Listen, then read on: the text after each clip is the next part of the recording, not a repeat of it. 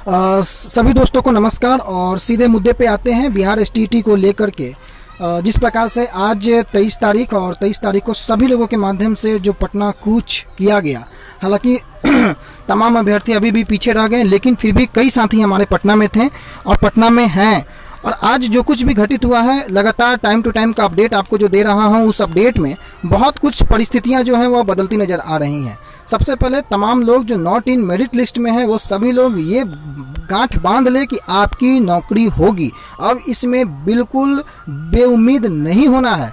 अभी 3 ग्रुप था पटना में, जिस प्रकार से हमारे साथियों के माध्यम से हमें जानकारी दी गई। 3 ग्रुपों के माध्यम से एक का ग्रुप जो है वो अभी तेजस्वी प्रसाद यादव से मिलने गया हुआ है और उम्मीद है कि माननीय नेता प्रतिपक्ष के माध्यम से जिस प्रकार से लोगों ने मुलाकात करने का प्रयास किया, उनमें सफलता हासिल हो और उनसे मुलाकात होकर के वो जल्द ही अपनी बातों को वहाँ रखेंगे। एक ग्रुप जो है वो लीगल पॉइंट ऑफ व्यू से हाईकोर्ट में वकीलों से बात कर रहा है कि आगे किस प्रकार से अपनी सारी परिस्थितियों को देखा जाए, और वो हाईकोर्ट के वकील के साथ मिलकर के उस पर डिस्कशन हो रहा है कि लीगली किस प्रकार से आगे बढ़ा जाए। एक ग्रुप जो था वो शिक्षा मंत्री महोदय और सचिवालय के पास मीडिया में बाइट देने के बाद कई लोगों के माध्यम से शिक्षा मंत्री से मुलाकात किया गया और शिक्षा मंत्री की तरफ से ये आश्वासन, मौखिक आश्वासन दिया गया कि 24 घंटे के अंदर सभी लोग, जो लोग बाहर हैं वो सभी लोग मेरिट में होंगे, यानी कि जितने लोग पास किए सभी की नौकरी पक्की। एक तरह से ऐसी बातें पुनः शिक्षा मंत्री के द्वारा दोहराई गई।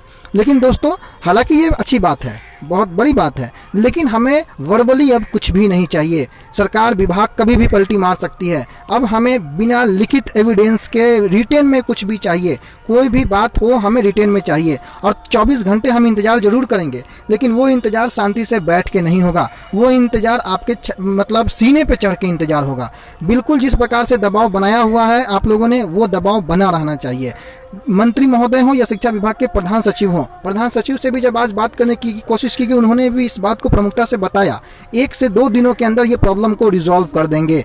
और जिस प्रकार से मंत्री महोदय का आज जो आश्वासन निकल करके आ रहा है कैंडिडेट के माध्यम से कि मंत्री महोदय ने ऐसा आश्वासन दिया है, हाँ, अगर ये बातें सही हैं तो हमें इन सभी चीज़ों को लिखित में चाहिए। और जब तक इसकी पुष्टि, ऑफिशियल पुष्टि ना हो जाए, अब किन्हीं बातों पे यकीन नहीं करना है। बहुत यकीन करके हम लोगों ने देख लिया, और जिस प्रकार से यकीन करते करते आज स्थितियाँ यहाँ तक पहुँच गई कि खुद पे यकीन नहीं हुआ, आज अपने आप पे यकीन नहीं है कि हम वाकई में हैं क्या, वाकई में हम एक कैंडिडेट हैं, मेरिटोरियस कैंडिडेट हैं या एक फेल कैंडिडेट है। ऐसी स्थिति भी कहीं ना कहीं विभाग और सरकार के इसी वक्तव्यों के माध्यम से हुई है।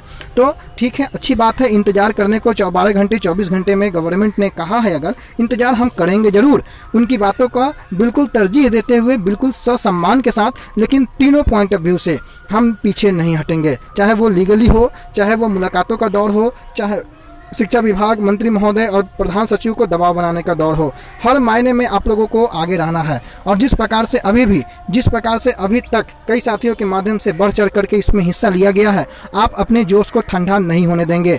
आप याद रखें, कोई आपका साथ नहीं देगा, सिवाय जब तक आपके पास एक नौकरी नहीं मिल जाए तब तक आपको सांस नहीं लेनी है। गवर्नमेंट किस प्रकार से कार्य करती है, गवर्नमेंट आगे क्या करेगी, ये आप लोग इस सभी से बिल्कुल परिचित हैं। अभी एक और अपडेट, मैंने अभी आरजेडी के नेशनल स्पोक्स पर्सन से जो है बात करने की कोशिश की थी, उनसे बात नहीं हो पाई थी थोड़ी देर पहले, लेकिन जस्ट अभी उनसे बात हुई है। उनसे काफ़ी सकारात्मक बातें हुई हैं। उन्होंने अपना व्हाट्सएप नंबर भी दिया है और सारी चीज़ों को सीक्वेंस वाइज उन्होंने मुझसे मांगा है। मैं थोड़ी देर में उनकी रिकॉर्डिंग भी भेजने का प्रयास करता हूँ, चैनल पर उनकी रिकॉर्डिंग भी लगाने का मैं कोशिश करूँगा। उनकी रिकॉर्डिंग से भी आपसे रूबरू करवाऊँगा। और काफ़ी अच्छी बातें उन्होंने क्लियरली, मैंने ये कहा कि तेजस्वी प्रसाद यादव तक अपनी बातों को पहुँचाने हेतु आपका सहयोग बेहद नितांत आवश्यक है। उन्होंने हमें भरोसा दिया कि आप सिक्वेंसली इन सभी चीज़ों को, शिक्षा मंत्री का बयान हो या संजय कुमार जी का ट्वीट हो, उनको हमारे पास भेजें, व्हाट्सएप नंबर में भेजें और हम इन बातों को आगे बढ़ाते हैं, चाहे वो ट्वीट के माध्यम से हो या तेजस्वी प्रसाद यादव तक सारी चीज़ें पहुंचाने की बात को लेकर के हो। तो किसी भी मायने में हम कमज़ोर नहीं हैं। हमारा लीगल पॉइंट ऑफ व्यू हो, हमारा जिस प्रकार से अधिकार है, हमने बार बार इस बात को जोड़ दिया है कि हम किन्हीं से भीख नहीं मांग रहे हैं, हम अपने अधिकार की लड़ाई को लड़ रहे हैं। और ध्यान रखें दोस्तों, अधिकार अगर मांगने से ना मिले तो उसे कभी कभी छीनना पड़ता है। अगर आप चुप बैठ जाएंगे तो चुप बैठ जाने से, अगर आपके पास सामने खाना भी हो, आप खाने की चेष्टा नहीं करेंगे तो खाना खुद चल के आपके मुँह पर नहीं आएगा, आपको उसके लिए हाथ से उठा करके निवाले को मुँह में डालना पड़ेगा। इसलिए कहीं ना कहीं आप लोग एकजुट होइए, साथ रहिए और जिस भी प्रकार से हो अपनी बातों को अगर गवर्नमेंट मान लेती है तो वेल एंड गुड, अगर नहीं मानती है तो हमारा ये बात, हमारा ये आवाज़ उनकी कानों को चीरते हुए बहुत दूर तक जानी चाहिए। धन्यवाद। जल्द मिलेंगे नेक्स्ट अपडेट के साथ। चैनल पर नए हो तो सब्सक्राइब जरूर करना, बेल आइकन जरूर प्रेस कर देना। Thank you so much.